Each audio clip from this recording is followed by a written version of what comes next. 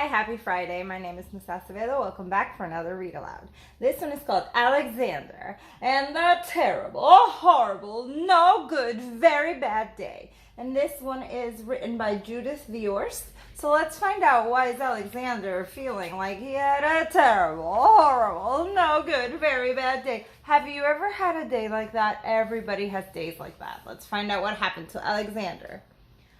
I went to sleep with gum in my mouth, and now there's gum in my hair. And when I got out of bed this morning, I tripped on the skateboard, and by mistake, I dropped my sweater in the sink while the water was running, and I could tell it was going to be a terrible, horrible, no good, very bad day. At breakfast, Anthony found a Corvette Stingray car kit in his breakfast cereal box.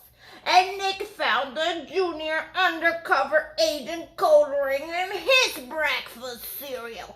But in my breakfast cereal, all I found was cereal. So everybody else got something in their cereal box, but he didn't get anything, and he's feeling horrible about it. I think I'll move to Australia. In the carpool, Mrs. Gibson let Becky have a seat by the window. Audrey and Elia got seats by the window too. I said I was being scrunched. I said I was being smushed. I said if I don't get a seat by the window, I'm going to be car sick. No one even answered. I could tell it was going to be a terrible, horrible, no good, very bad day. At school, Mrs. Dickens liked Paul's picture of the sailboat better than my picture of the invisible castle. At singing time, she said I sang too loud. At counting time, she said I left out 16. Who needs 16? I could tell it was going to be a terrible, horrible, no good, very bad day. I could tell because Paul said I wasn't his best friend anymore. He said that Philip Parker was his best friend, and that Albert Moyo was his next best friend, and that I was only his third best friend. I hope you sit on a tack. I said to Paul, I hope the next time you get a double-decker strawberry ice cream cone, the ice cream part falls and lands in Australia. There were 2 cupcakes in Philip Parker's lunch bag, and Albert got a Hershey bar with almonds, and Paul's mother gave him a piece of jelly roll that had little coconut sprinkles on top. Guess whose mother forgot to put in dessert? It was a terrible, horrible, no good, very bad day. That's what it was, because after school my mom took us all to the dentist and Dr. Fields found a cavity just in me. Come back next week and I'll fix it, said Dr. Fields. Next week I'm going to Australia. On the way downstairs, the elevator door closed on my foot, and when we were waiting for my mom to go get the car, Anthony made me fall where it was muddy, and then when I started crying because of the mud, Nick said that I was being a crybaby, and while I was punching Nick for saying crybaby, my mom came back with a car and scolded me for being muddy and for fighting.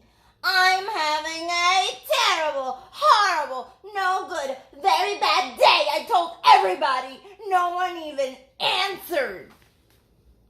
So then we went to the shoe store to buy some sneakers. Anthony chose white ones with blue stripes. Nick chose red ones with white stripes. I chose blue ones with red stripes, but then the shoe man said, we're all sold out. They made me buy plain old white ones, but they can't make me wear them. When we picked up my dad at his office, he said I couldn't play with a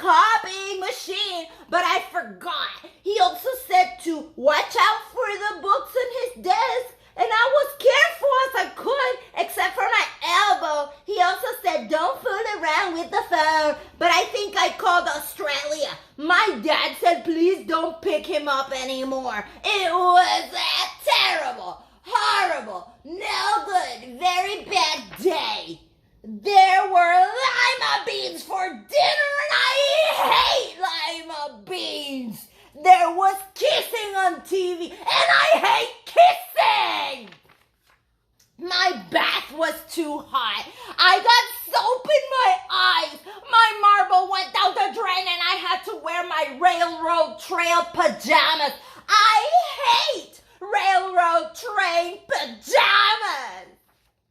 When I went to bed, Nick took back the pillow he said I could keep, and the Mickey Mouse nightlight burned out, and I bit my tongue. The cat wants to sleep with Anthony, not with me.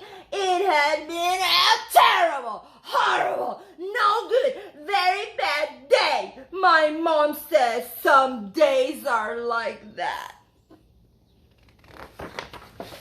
Even in Australia. I hope you enjoyed the read aloud. Some days feel like that, but that doesn't mean all your days are going to be like that. There's always a better day the day after, and the sun will always come out after the clouds. So hang in there. Have a good day. Bye.